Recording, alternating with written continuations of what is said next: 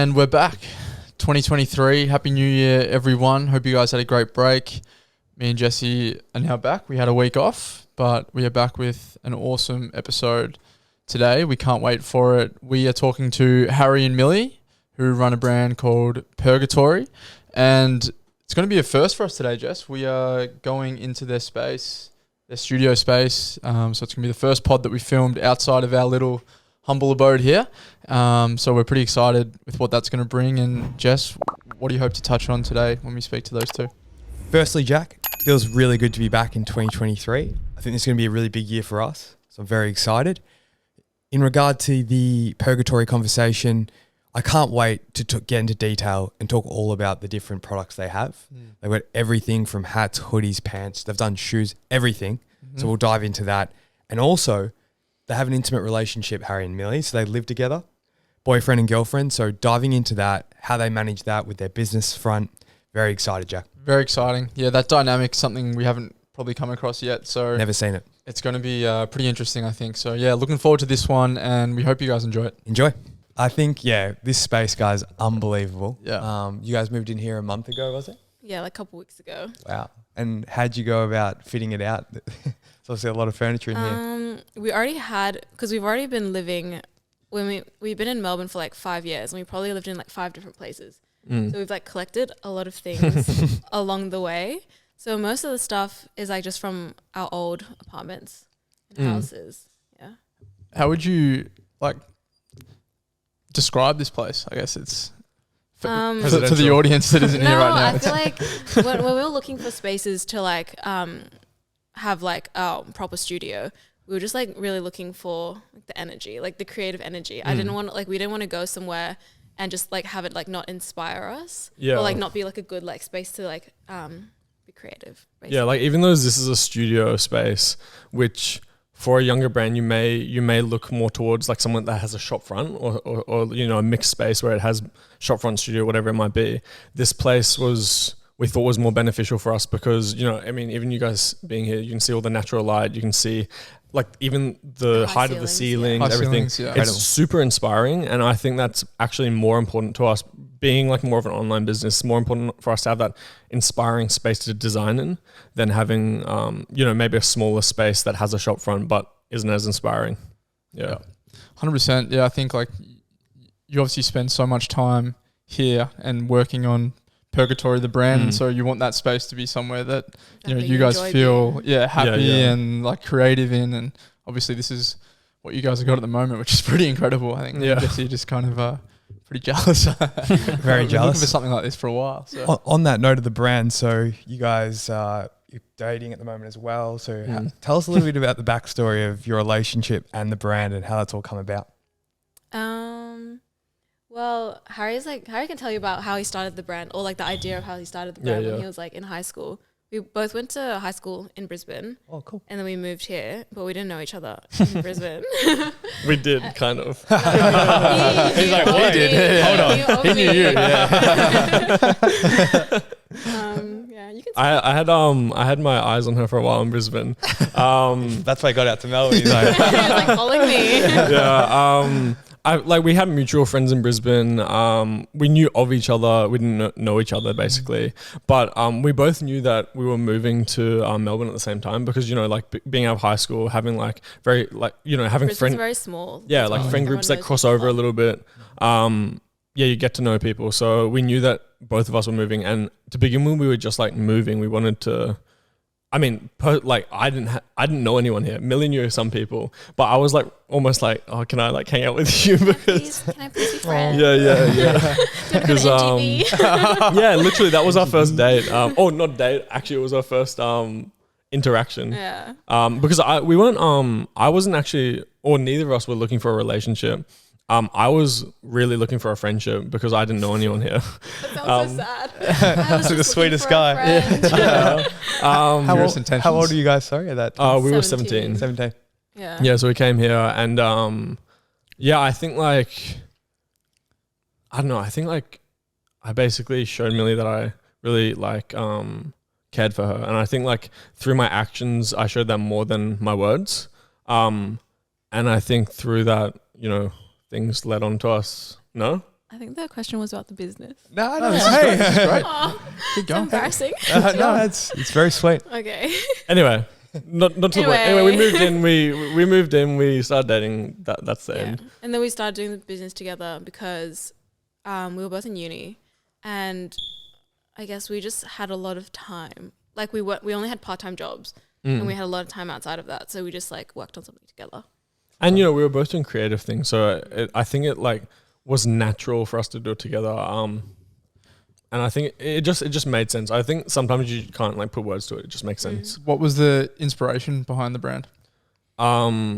So before the brand was really a brand, I started it when I was 16 in Brisbane.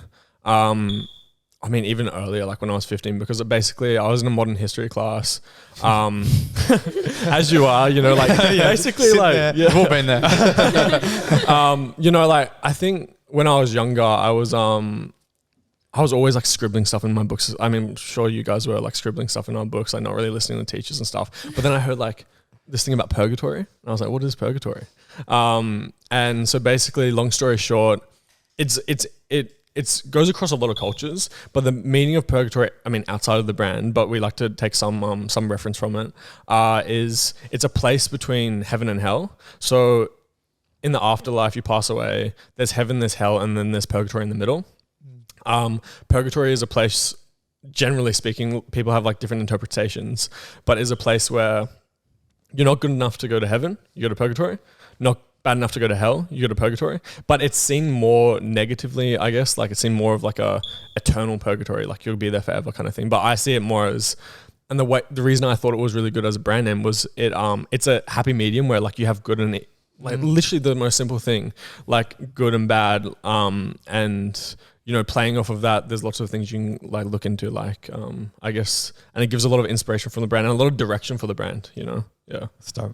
Cool. So you had that idea from 15, you said? Yeah. Wow. And then so when did Millie come into the fold? Well, I think at that point it wasn't really, it was an idea. That's what it was. I did make stuff overseas. Like I made a release of like shirts and hoodies when I was 16, 17. But at that point, like I had no money. Like what was I going to do? I didn't like have like the financial or like the space to like be able to start up and run a proper brand. And I mean, Millie can speak about how like I came in. Yeah. Well, it was already like he had already done like logo tees and stuff. And then when we started hanging out and then like getting to know each other, I was kind of like looking at his designs and I was like, oh, like, what about like these? Like, I could give you ideas, like just like helping, helping, like just putting like, if you're going to ask for ideas, like I'm going to give them. But then I think he kind of like realized that, cause I also like came from like a creative background, or I've also been interested in like that, like fashion and like graphics and stuff. So I think he just trusted me, even though like Purgatory was his baby. He like trusted my like opinions and like creative direction that I would be able to like help evolve the brand. So I feel like some people, they could be a bit like, they don't want to let everyone in, especially if you started it yourself and you're so young, and they are more hesitant to let other people in. But I think he just...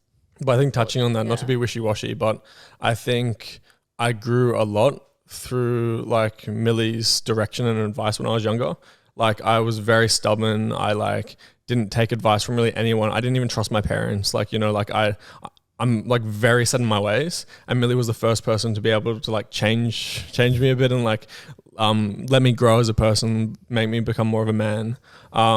Stop. Yeah, but like I think because of that, I was naturally going to take her advice in the business as well. Take advice. So it's it was really like hard. A big compliment. Yeah, really hard, because like I don't take anyone's advice. I can everyone's advice. But I do take advice now, yeah. For sure. Because of her. Yeah. I can fully relate to that. I guess I would say like being an entrepreneur, you need to be somewhat stubborn, because everything's stacked against you. You're not going down the conventional 9-to-5 path. You're following this route, which very few take. So it's like you almost need to be stubborn in a lot of instances. Yeah, you're right. But if you go too far that way, then we can end up at this place where it's like, I can't listen to anyone. So So you can't trust anyone. Like everyone wants Facts. like, especially when you just start Everyone's a brand. out for you. Yeah. Like, especially when you just But it is start like that when you brand. start, honestly. Like everyone like is against you. No one Everyone's wants telling you you to not to do it. succeed. Yeah. No. And then so you have to be like, oh, I'm gonna do it. Like whatever you like. Yeah. No matter what anyone says, I'm still gonna make my t-shirts. Like Yeah. I'm gonna be rich. I'm gonna make my t-shirts. Especially in fashion, you know, we speak to a lot of brands and I always tell them it's such a low barrier to entry. So like we can buy a white t-shirt,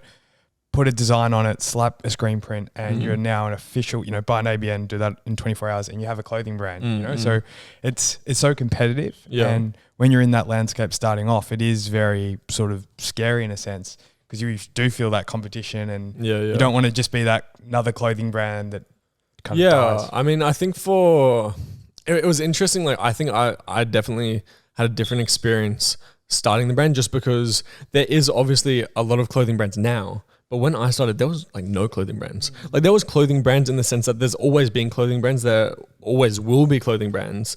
But at that, like it's become a very popularized thing to be like, oh, I want to start a clothing brand. I'm like a designer. It's like a Vogue thing now. Facts. When I started it, it wasn't cool. Like it was cool, but you were really weird if you wanted to do that. I suppose you also didn't see it much. Like you didn't know about it if there were you're brands. right, Because now with social media, you get on your feed and it's probably full of different brands. Yeah, you've never even seen like before. the advice that people give, like the streetwear Reddits or like startup Reddits or whatever. There was really none of that when I started. There was like, I know there was like a fashion startups Reddit at that point, so I did look at that a little bit, but there wasn't really much places you go online to find information. So I think even in that sense, it was a lot more difficult as well back then to like really start something because you didn't have like the wealth of information that there is now. What year was that? Would you say sort of like 16. 2015 to 16. Yeah. 100%. Yeah, you know, you look at things like Hidden NY and those sort of like big blogs that are just taking off. I don't even know if you call it a blog, mood board, whatever you call it, but you just people getting so inspired. Like Hidden NY must start like 10 new clothing brands a day. These little kids must be like, No, you're right. Yeah. I think with that, it's good because it creates a lower barrier of entry for like people that want to start, and it creates a easier pathway for people. But in saying that, it also creates a lot of competition, and you can't just be like a carbon copy of other brands. You have to have something that's unique about you. Yeah. Facts. Yeah, I think people come in naive that it's like it's an easy thing to do because there's so many people doing it. But in reality, It's as not. you guys would know, there's a lot of work that goes behind the scenes and a lot of luck involved too, probably that people don't see. So yeah, I'd love to go back. So Millie came in kind of helping with the logos, the designing side of things. I'd love to hear how your roles have evolved from that point. At the start, there wasn't really any roles because there was like no business. Like we were just like, Love that. yeah, we'll just like do everything together because we'll just pack like 5 orders together. Like it's fine. And we weren't very busy as well. But now it's more like Harry does all the manufacturing. So he speaks to all the manufacturers like on a daily basis. And obviously that takes a lot of time because we're making so many products, and the products we are making, like there's some that's been in production and we've been sampling for like over a year. Yep. So he does all the tech packs, and he does very good tech packs. Really Very proud of complex. them. So he does all the back end stuff, and then I mostly do all the front end stuff. So the creative direction, he does the photos. He does photos. I do the editing. Yeah. We do most shoots together. Sometimes we do it by Separately, ourselves. but it's definitely when we do them separately, we're in like we know what's going on. We're informed by the other we've person. already, We like, agree planned. that like this is a good idea. Like there was one that I did recently with a couple of my mates. And they have Rottweilers? Rottweilers. Yeah. They have So Rottweilers. it's So crazy. cute. And they live like far out where they've got like a really cool block of land. So I took photos of that at like sunset, but it's like a bit of a mission for Millie to come as well. So I just went out there, brought the models, and that turned out really well. And then there's ones that Millie does with when I'm away that are also good. Yeah. It's a really interesting point that you guys bring up because I think, we have a lot of young clothing brands listening, and when you start and you pack 5 orders, you can do it together and you go to the shoots together, and it's all very Not exciting. really serious. Yeah, it's not too serious, and you want to do everything together and learn. But as the business grows, it becomes so important to distinguish roles. You're right. As you said, if you got to shoot far away and you've got a lot of orders to pack, it's like you need to split that time up. I think that might have even been the reason, like, to be honest. And At I that think the time. other thing is like when you start splitting off tasks, like you become like very good at them.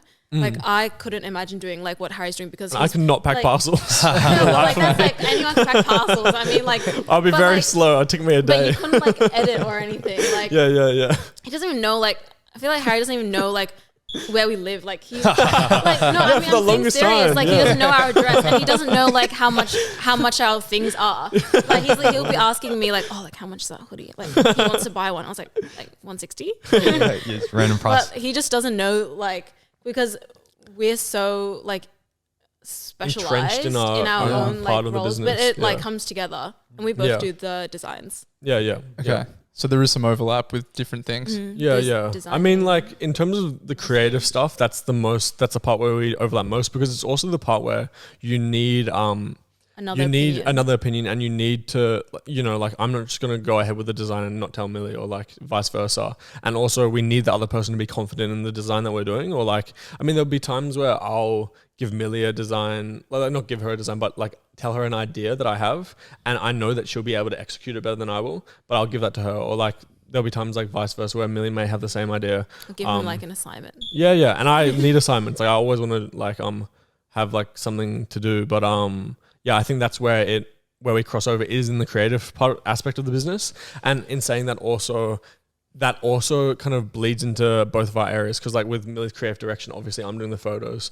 With my manufacturing, we're going back and forth. I'm getting opinions from Millie, like, what do you think of these colors? Like, do you think this Pantone's better or this Pantone? Or like, what do you think is better about like which fabric is better or whatever it might be? So yeah.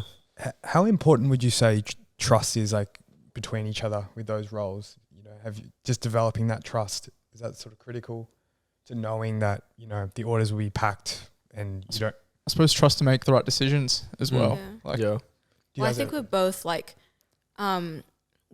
our personality like naturally lends itself to that even without trust. Because like even if Harry wasn't relying on me or if I wasn't relying on him, like I know that if something needs to be done, like he's like gonna give up other parts of his life like to do it. Like he'll just like if something needs to be done, like a tech pack needs to be like finished. I'll just stay up like until I already 3 know doing like it. he is just gonna stay up until and I just like know because of his personality, like I don't need to like trust him to do that. And same with me, like But I guess if that's where I the need to trust like comes. edit like Sure. flat lays or something, like I'm just gonna do them. Like I'm not gonna I'm not gonna leave it to another day because like another day I'll have other things to do.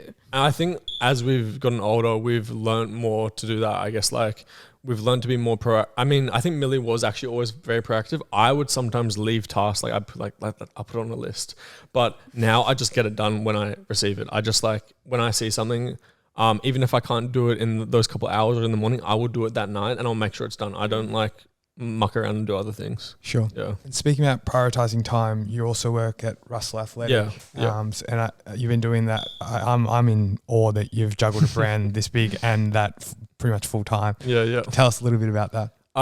Yeah, so I've been there for about a year now. And I'm hired as a graphic designer, but I do like the menswear. I do a lot of the creative direction in terms of the photo shoots, casting the models. I'm kind of like in all parts of the brand, but obviously with a bigger brand, there's a brand manager. So with the brand manager, they probably have they have final call and they decide like how it's going and they have the end direction of the brand. But in saying that, he also trusts me with direction of designs or of more creative things because that's like where my skills are, I guess.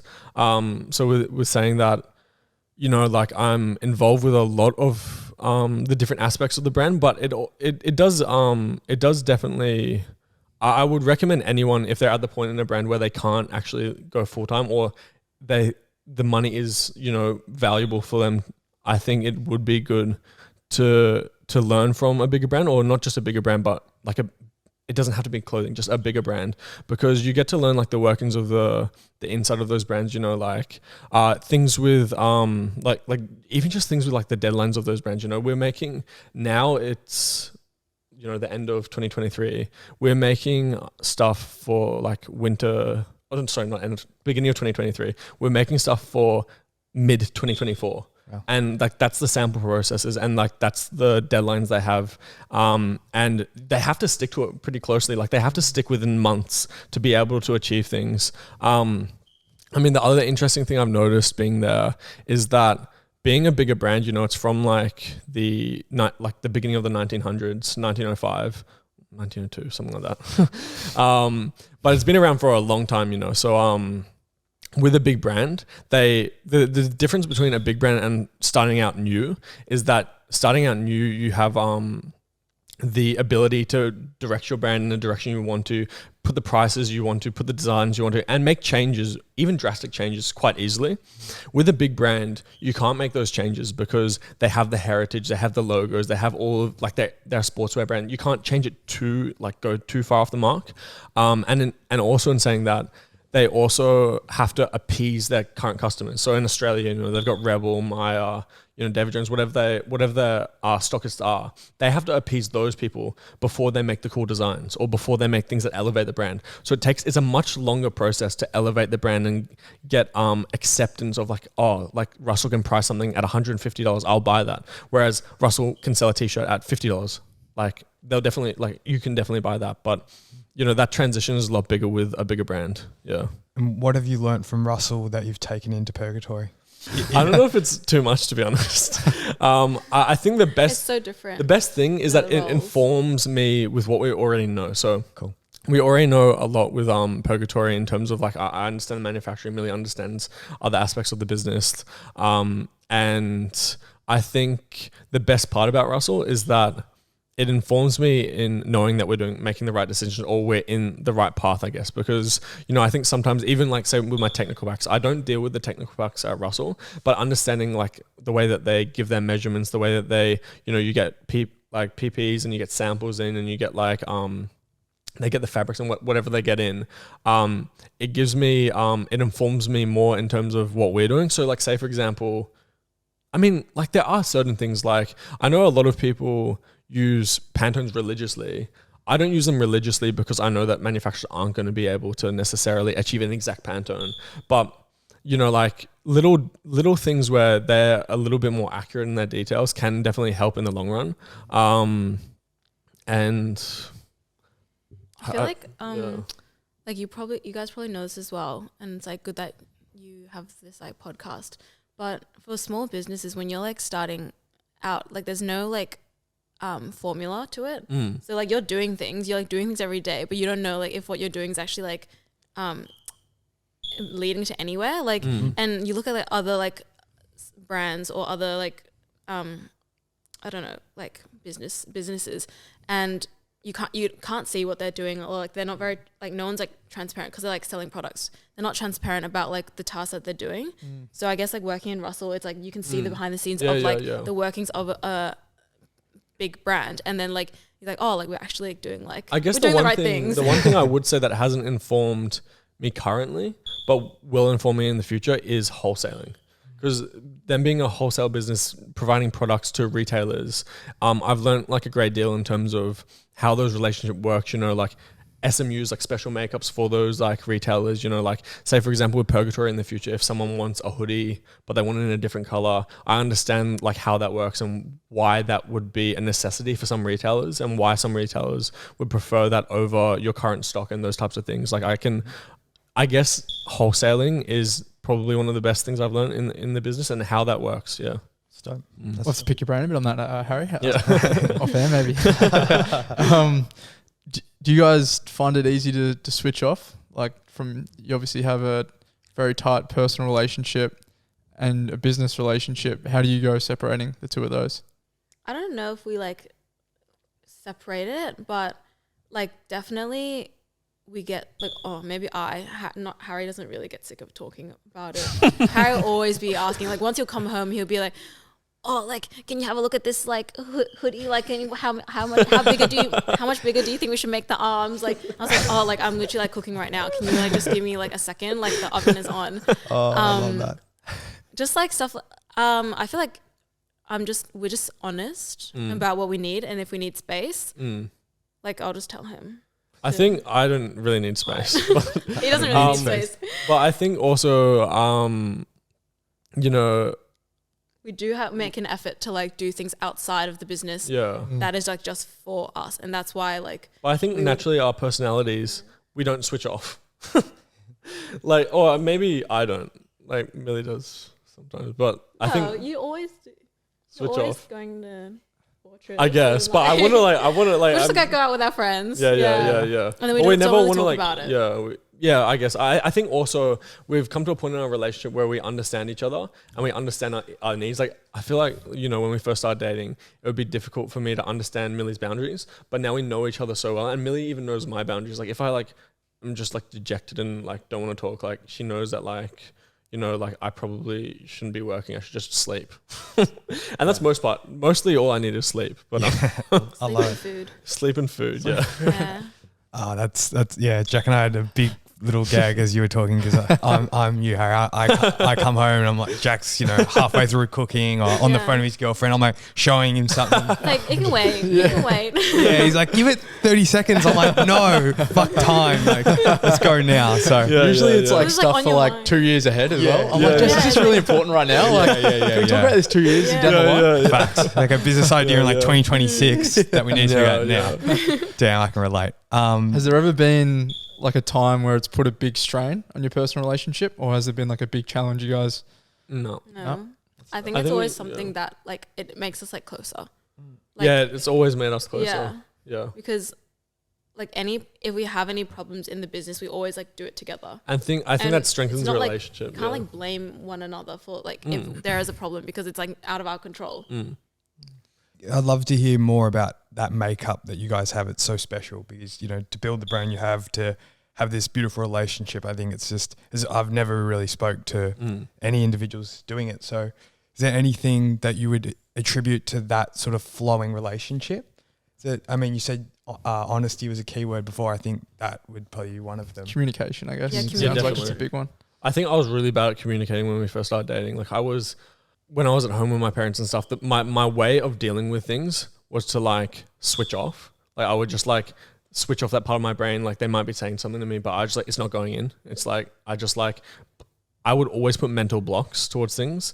And as we've grown in our relationship, I've been very like more open to like talking. And at this point, like there's nothing we cannot talk about, but it took me time to grow and like be able to,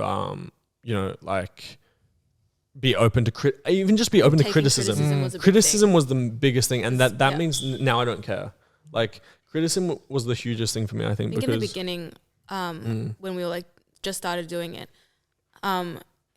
you wouldn't be very good at taking criticism, especially because it was like your idea that you started. Like it was your like baby. Like whenever I came in and I was like, oh, maybe you should like, I don't think this is good. Like, I don't think like we can do this idea. It would be harder for him to handle. But now, like we only say those things. Now, it's not because we're like trying to like offend each Yeah, other. yeah. Like sometimes the design is shit. And yeah, like and now also I low key like you just have to look at it and I just present agree. a design assuming it's not gonna work, and then like hoping for the best. Please be approved. I love that. But you just can't be like offended by that stuff. Like Yeah, it's like yeah, it's yeah. not personal. It's just like Yeah, it's not. No. we obviously like want to build this business together and we want it to be successful. So and like criticism is like good. It's like, just a huge how thing we about grow. ego. I just Yeah. had the biggest Yeah. ego Yeah, I think, before. yeah. I came Drop in with at like the a door. huge head. Like when I was younger, I had the biggest head. Just being a teenager and stuff. Yeah. And like now I think I'm a lot more humbled, but I'm just also, I think the biggest thing and like the thing that even adults don't like tend to do is you have to be able to change your opinion at any point of time and be okay with changing it. And you have to be okay with like learning from everyone. Yeah, so you have to like even Because younger everyone people will as like well. know If like, anything, younger everyone people can teach you something. Yeah, yeah, Facts. yeah. Facts. And you guys have been on this amazing personal journey together, and there's some books scattered around here. Is reading something that's sort of enlightened you? I don't read. You don't read? Just for show. Just for show. No, I read. Yeah, you read. I read, but I think I want to have more. I definitely want to get back into it because I used to read like heaps when I was younger, but since now I find it hard to focus, especially with like Purgatory. I'm always thinking like, oh, I have to do this, I have to do that, and then I just like my brain will just be scattered. Now our reading is podcasts, Yeah, which is the like, benefit of this, podcasts, honestly. Yeah, Yeah. 100%. that is the new reading. Yeah, honestly, Yeah. because we're always working, we're always doing things, even if we're designing, it's good to have a podcast in the background because you're learning things as you're multitasking essentially. It's difficult to multitask while you're reading, just fiddle your thumbs or something. something I'm so fascinated about. You know, I can relate so much to the ego part. I think for me, I've been on this journey where, you know, when business is great, I'm flying, I'm so happy. And then when there's those down days where, like, you know, samples are crap, or you flop on something you thought was going to be amazing on like a sale or a big customer complaint or something, and I seem to get so down. How do you guys seem like you do a great job of just staying nice and leveled. How do you stay so calm when, you know, the storms come?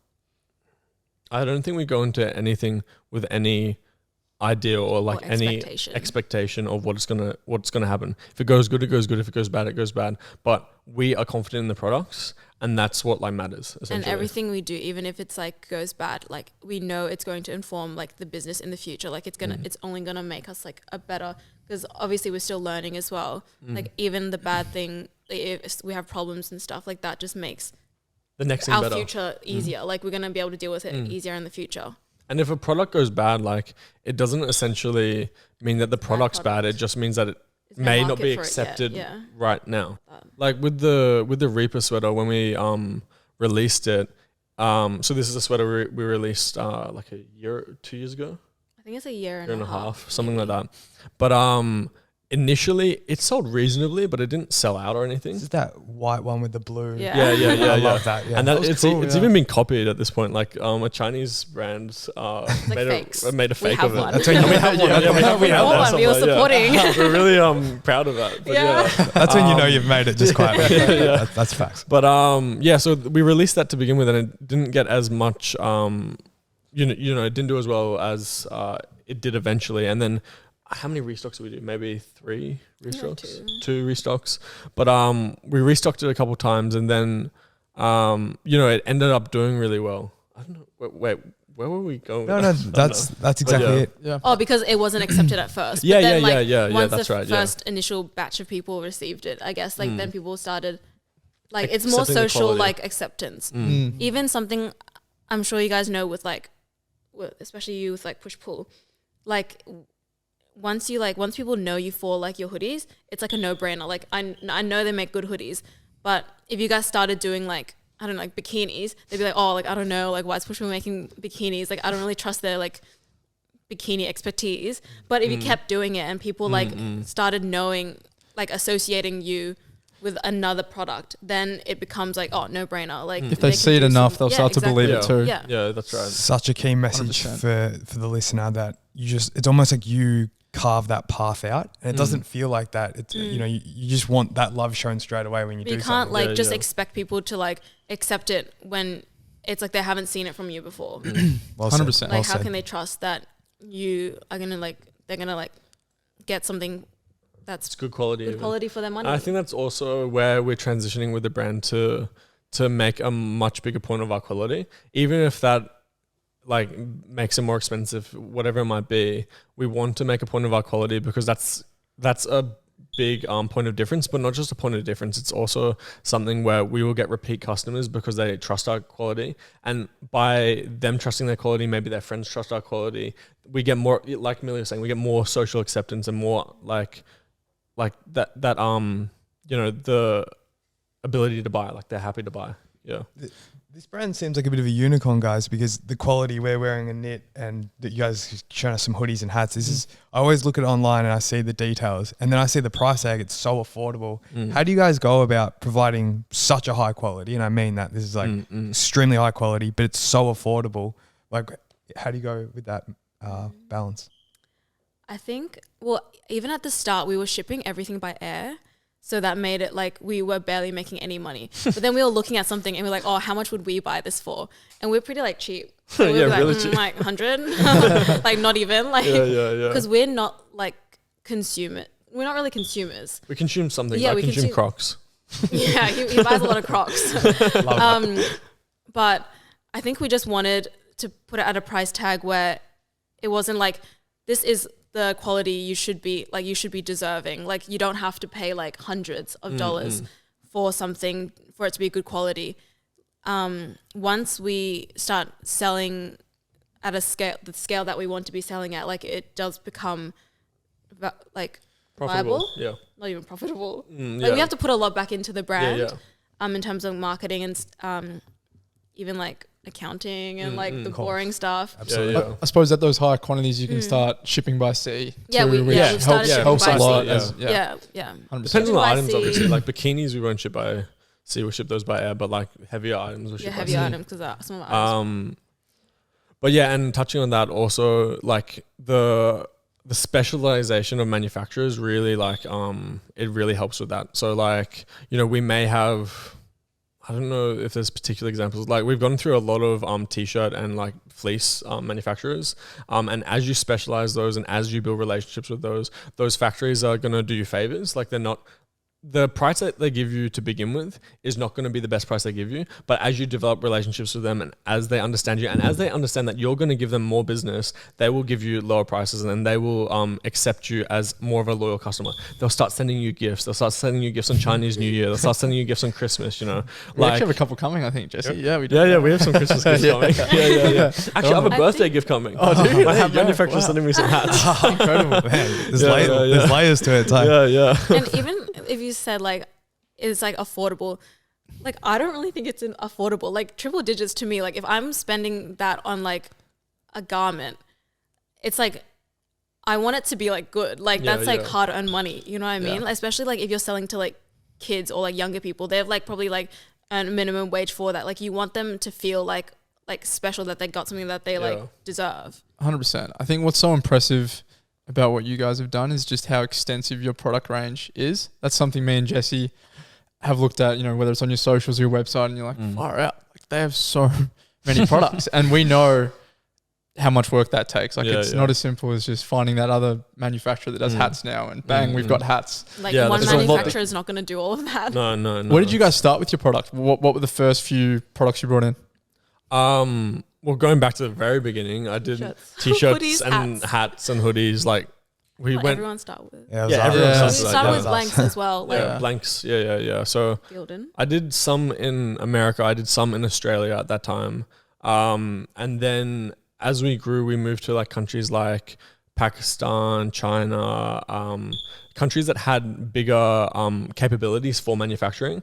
And you'll find like I think it's definitely the opinion of We China tried has. Australia as well. We tried Australia, yeah. Yeah. It's Yeah. just Like, like, Expensive. not just expensive, lazy. Yeah. To be honest, like Yeah. I Everyone's had to like, say it. Everyone's just like they don't They don't- reply to you on weekends. Yeah, they Take, just like- like I mean, especially we're when working you're hard. You should be small. working hard too. No, but it's like a small brand. Like Yeah, your yeah. business isn't really like valuable at that point. Yeah, That's true. Yeah. But as we started moving overseas and stuff, I think there was, and there still is a little bit of a stigma about China being low quality, being like, you know, different things like I don't know, like people saying like child labor Like or like, slavery. you know, slavery, those types of things. But that is not specific to the country. It's specific to certain factories and certain manufacturers within the country. 100%. So the best thing, or my best advice for brands wanting to, you know, find manufacturers is start off with a pool of manufacturers. If you want to make fleece or you want to make like, you know, hoodies or you want to make t-shirts or whatever it is, literally start with like 20 manufacturers. So go on, you know, go online, look where you look like, whether it's Alibaba or whether it's, you know, whatever website you're looking through, there's plenty of them. I mean, there's also a website called Import Yeti. So Import Yeti tracks all of the packages sent to America, and you can see where brands have made. I mean, there's so much stuff on TikTok going on about it now. It really annoys me, to be honest, because the people talking about, oh, like, you know, Nike makes their shoes at this factory in Guangzhou or whatever.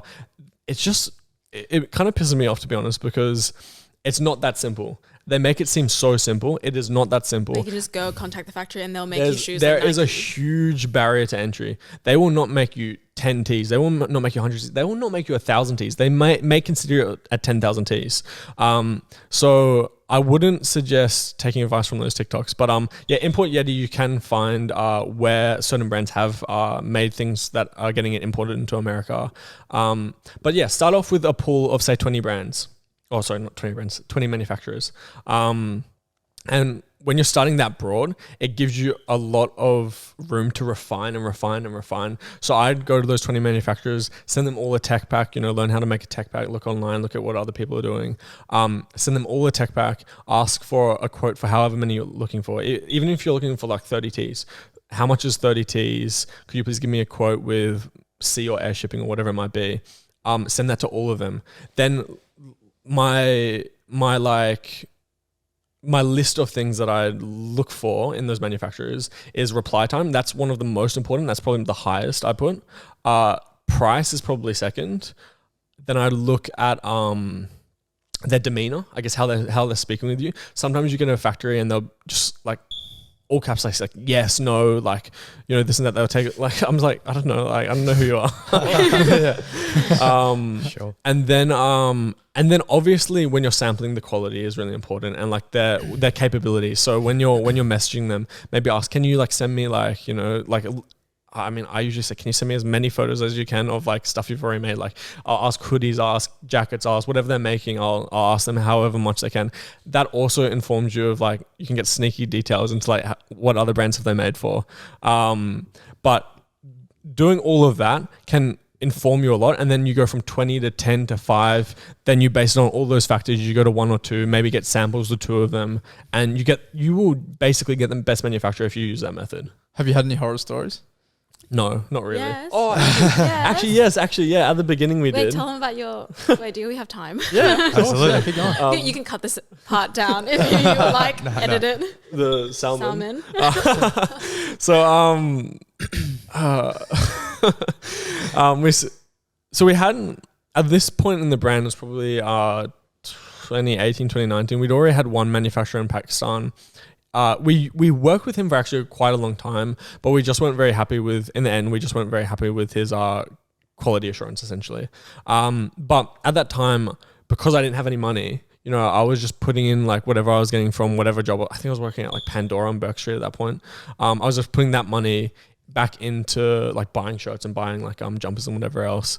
And I was really scrounging and saving and wanting the best deal and whatever it was. But that went right to my detriment, because I found this another manufacturer in Pakistan, and he was offering much more competitive prices.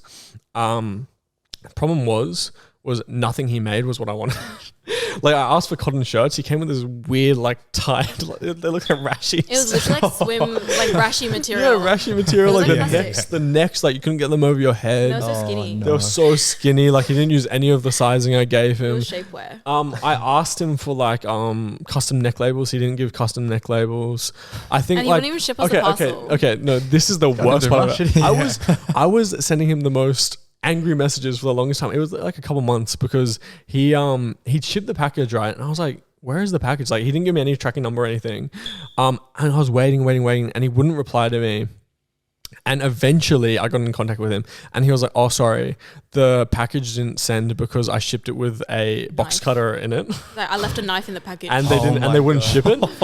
And That is that takes the cake of crazy stories. And then so I was also working with this other manufacturer at the time in Pakistan, and I managed. It was so much. I managed to get him to go to that guy's factory, get the package from him, because he was refusing to send it at that yeah, because point. he was like, I already like He's sent it already once. paid for it. I'm not going to send it again. So that's not my fault, but anyway. So I got the other manufacturer to go to his place, and like they low-key had like a scruffle or whatever. Walks, he's like, we're gonna take it from here, guys. No, you're not. And then I just Next paid box my other factory to like send, like all he asked for was the shipping cost, was just so nice of him. And then he shipped it to me. Wow. And then we got them, and they were rashies, and I couldn't sell them. Yeah, we just gave them for free. Yeah, we just like gave them out. So yeah, at that point, that was definitely a horror story. Yeah. So you started with hoodies, tees, and hats. Yep, And now yep. you've branched out into things like knits, bikinis, skirts. Jewelry. There's nothing you haven't really done.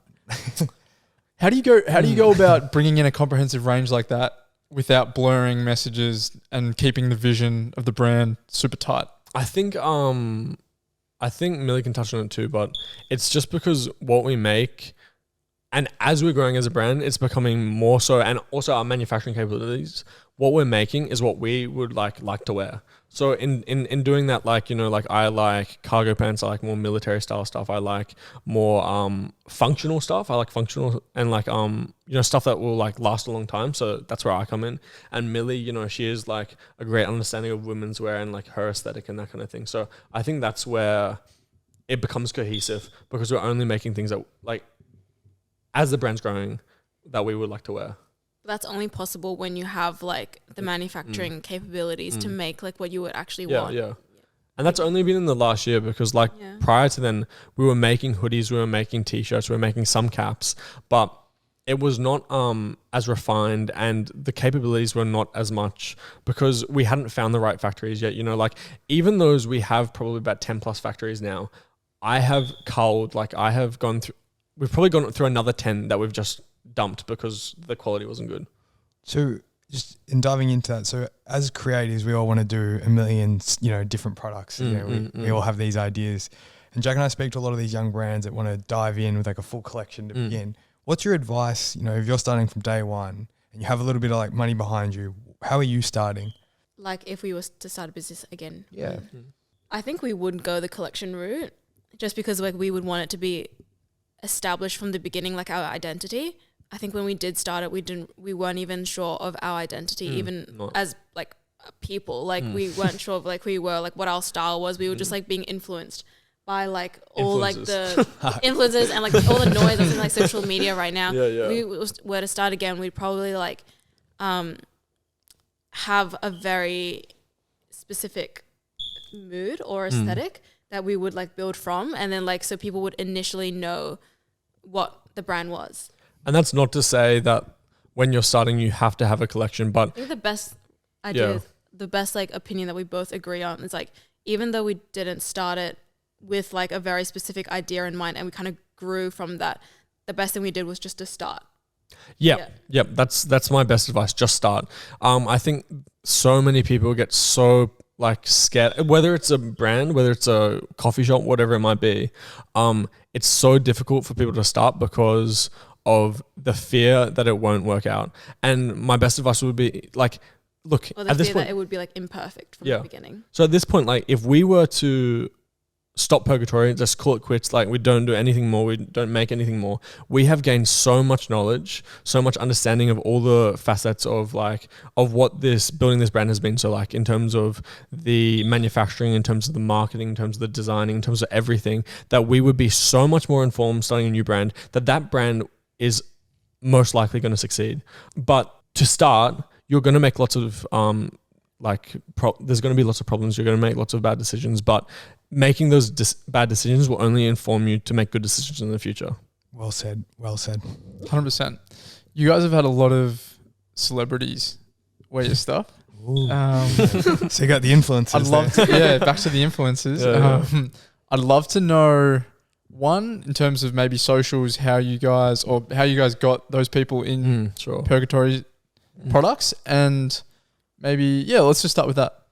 I think a lot of the times when people do have celebrities in their clothing, it seems a lot more crazier and a lot more like a much bigger achievement than it actually is. Really planned. Yeah. But I don't think it's a celebrity's choice what they wear. It's like the stylist. Sometimes the stylist will just like choose some. Will like contact us and they'll put them in a garment. Exactly. Yeah. I think also. It's not like they're like looking at a website being like, I want that. I mean, the other thing is as well. I wish. A lot of our celebrity placements are with the styling agency. So, I mean, you can't necessarily contact styling agencies, but sometimes they will come to you. And the styling agency is basically an agency that holds on to a certain catalog of clothing. Depending on what the agency is, you may pay a monthly fee and that fee can be large or small, whatever it might be. But the agency makes most of their money off of the stylists paying them to like do last minute pulls, to do these different things. So they'll have a catalog or like a showroom of clothing. They'll be based, a lot of them are based in America. Some may be based in Europe, wherever it might be. And stylists can go to those agencies and pull whatever products are in their catalog. So we are with the styling agency now, and that's also part of the reason why we do get a lot of celebrity placements.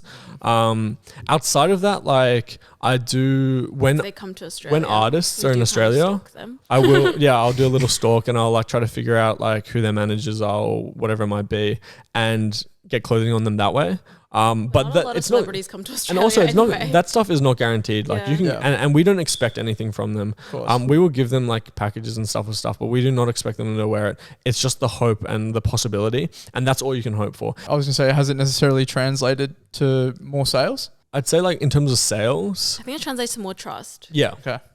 It's like the longevity. Like in the long run, people trust the brand, and we're like, oh, like, you know, so and so wore this, like it informs it outside of Australia. Yeah. Like So people it's not look a lot direct to- sales. Yeah. Yeah. I think it's not direct sales because a lot of the times when we do like gift these items or when celebrities do like wear them, like the items like sold out anyway. So it's like not like we can measure like the sales of like the immediate reaction from it. I think over time it compiles and then it just creates like, oh, like they're a trustworthy brand because like they actually make real clothes. I think you spoke about luck before. Luck, I don't think luck is just a lot of preparation and a lot of planning that ends up in being lucky. Like being lucky is just planned, essentially. In my eyes, the more you work, Like the being more ready you for do, the the more you're opportunities ready when for you get them. opportunity preparation. Let's do it. Yeah. So I think luck is just a Make your own. product of your opportunities and taking them. Yeah. 100%.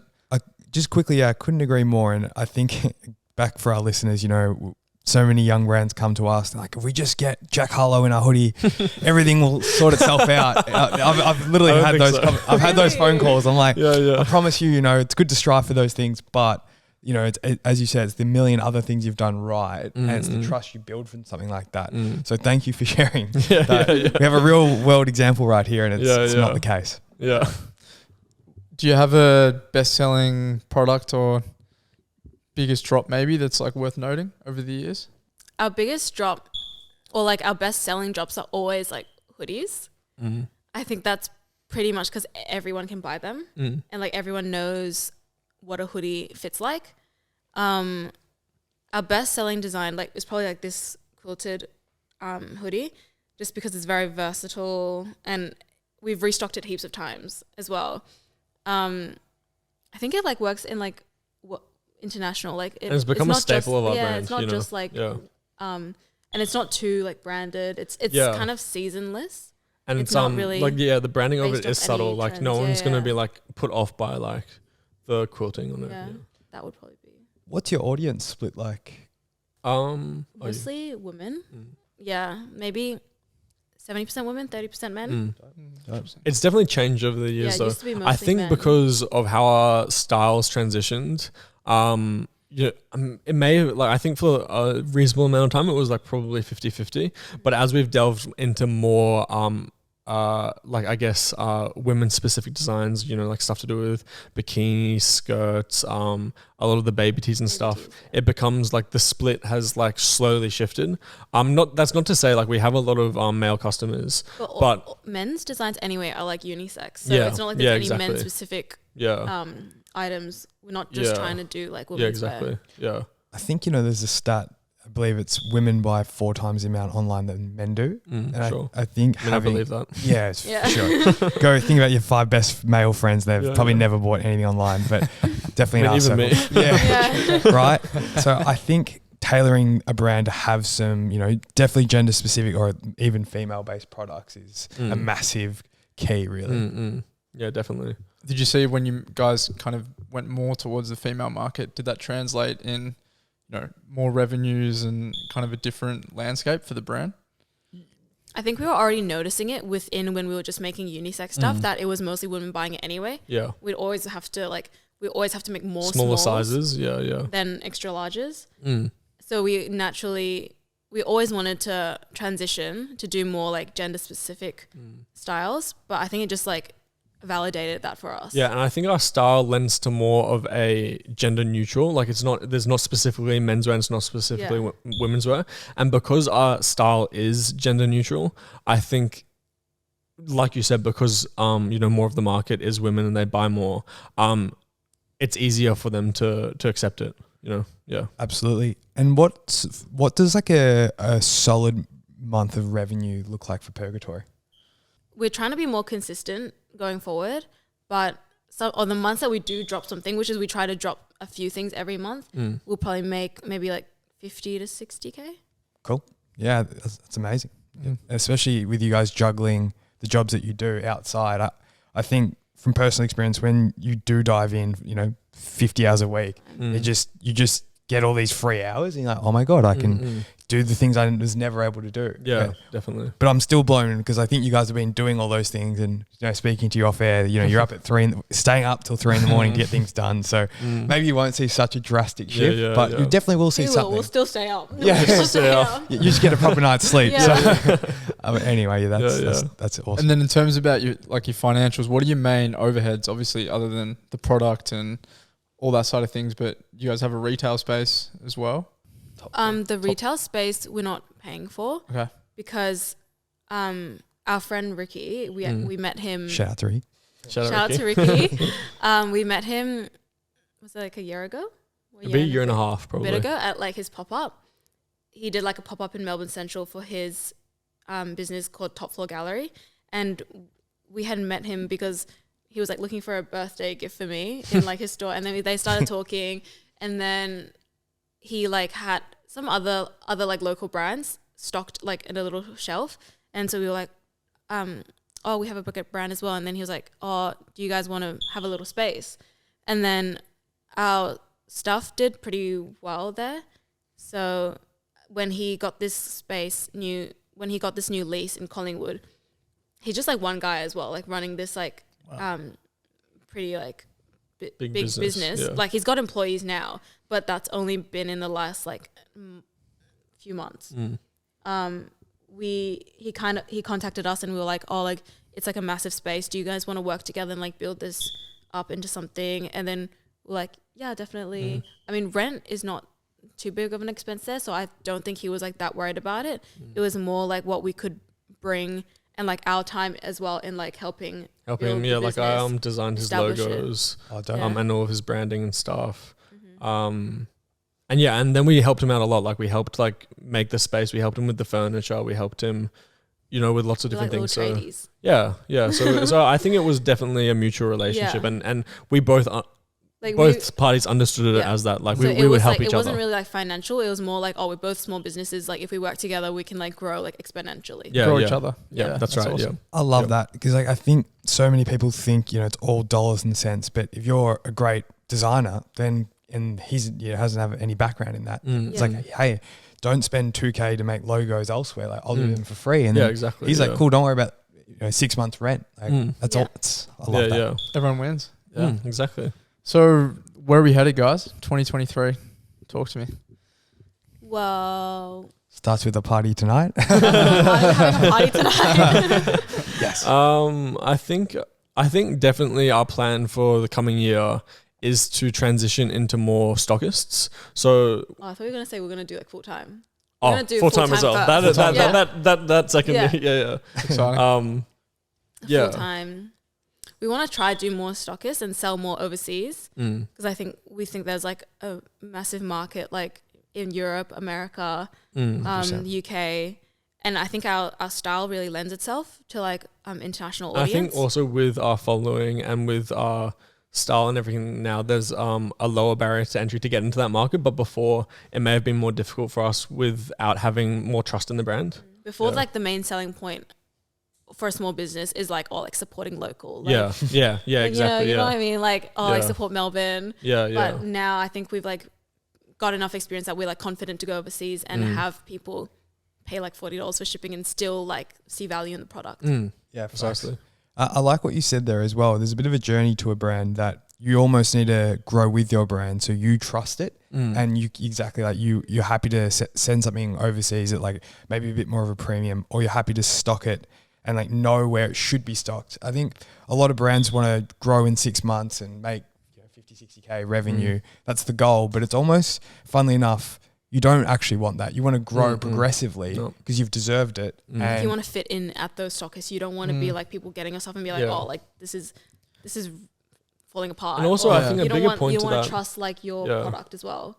I think a point to that as well is that we're definitely at the space now. Like we're in the point in time, like we touched on before, with our manufacturing and with the quality that we're happy with. For the longest time, we were still like getting our manufacturing sorted, getting like, different parts of, like the sampling, whatever it may be, like perfected. And now we're at a point where we are truly, really confident in our product. And that's the biggest thing that will allow us to be happy to go into the stockists, because we would not be happy providing item that we weren't 100% backing. Yeah, because then it's like the other business is like shouldering your risk now. Yeah. Like if someone's like complaining about like a product, obviously we'll just be like, oh, I'm so sorry, we'll give you a refund. But we don't want to put that it on another business. And we also want That's that not business a to do good- well because of us. Yeah, You know, like, we don't that's want not a good business relationship. Yeah. Well, also you guys are better set up to capitalize now. Like if you 4 years ago, if you had that You're not ready. garment in a stockist and someone's like, I want 1,000 of these, and you're Yeah. like, we can't do it. Yeah. Yeah. But Send me a now with deposit everything set already. up a bit more manufacturing, like so that's a credit to you guys for getting it to the point that it is. But yeah, guys, that was a great chat. We covered heaps. Yeah. Thanks again for having us in this space. It's Yeah, beautiful. no worries. It's inspiring. You know, we got a huge, the listener can't see, but we got a huge rack of clothes behind us, all different products, and what you guys have done and how much you're perfecting your process is just incredible. The fact that you guys have held a personal relationship and a business one, never seen it. So thank you so much, guys. So much respect. Yeah, no there. worries. Thanks, Yeah. guys.